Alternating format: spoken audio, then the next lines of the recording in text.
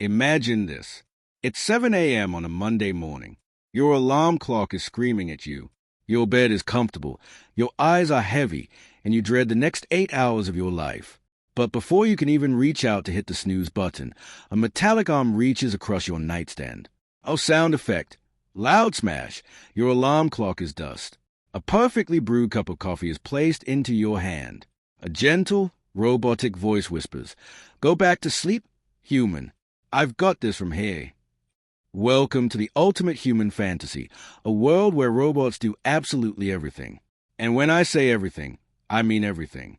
No more humans flipping burgers at greasy fast food joints.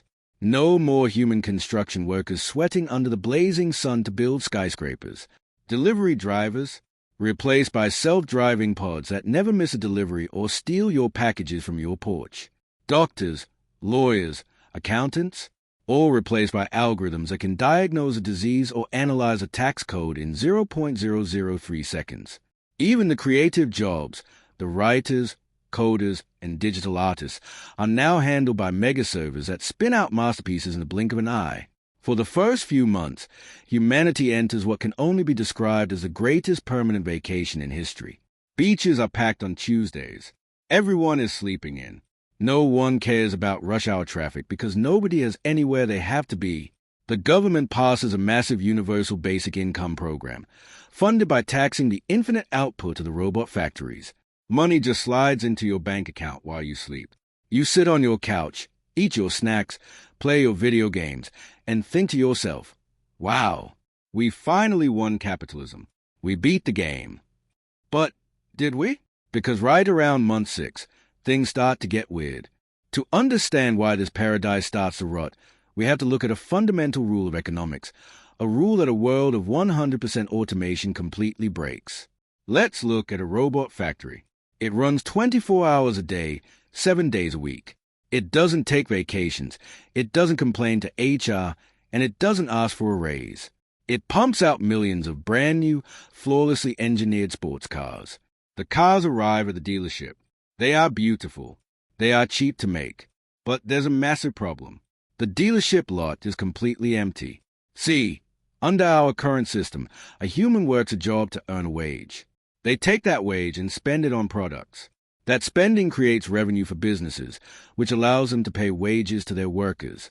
It's a circle. But if robots are doing all the work, who is earning the wages? Nobody.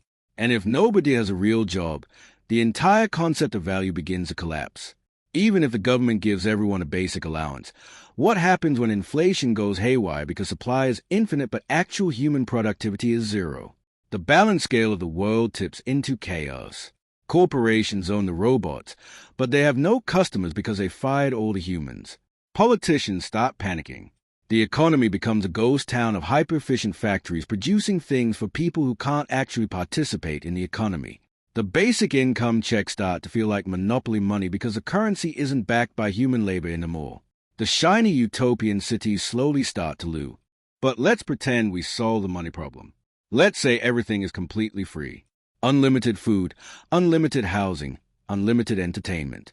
You'd be perfectly happy, right? Well, human psychology has a dark secret. We are biologically wired to struggle. For millions of years, the human brain evolved to solve problems. How do I get food? How do I build shelter? How do I survive the winter? When you remove every single problem from a human's life, the brain doesn't just relax and stay happy.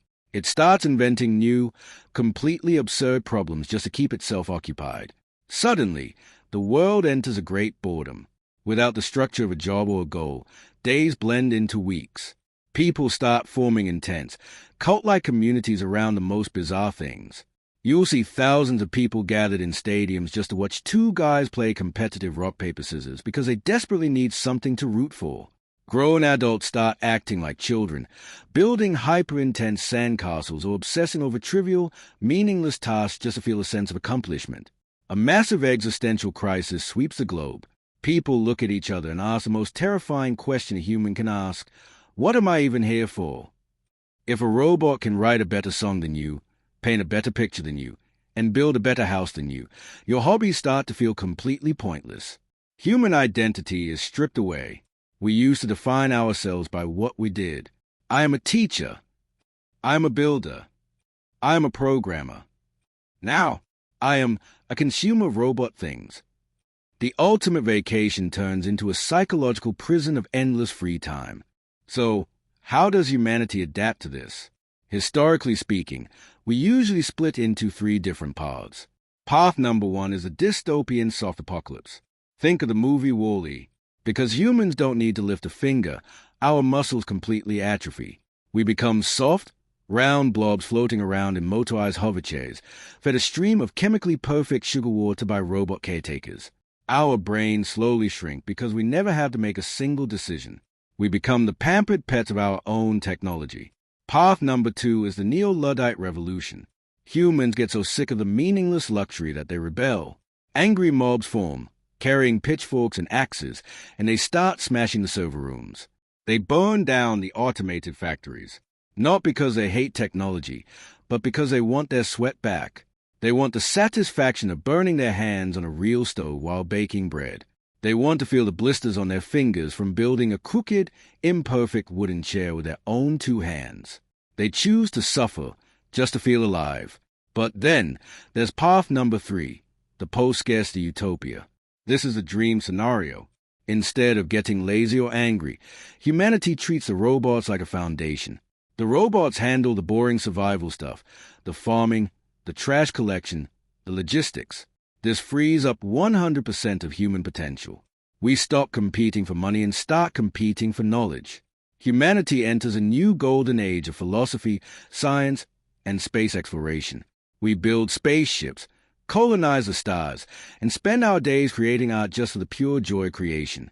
We work together to explore the universe, finally united because the concept of greed has been made obsolete. So, which path would we choose? The truth is, we are already standing at the very beginning of this crossroads. Every day, automation takes another step forward, and we always ask the same economic question: what will we do for money when the robots take our jobs? But maybe that's the wrong question.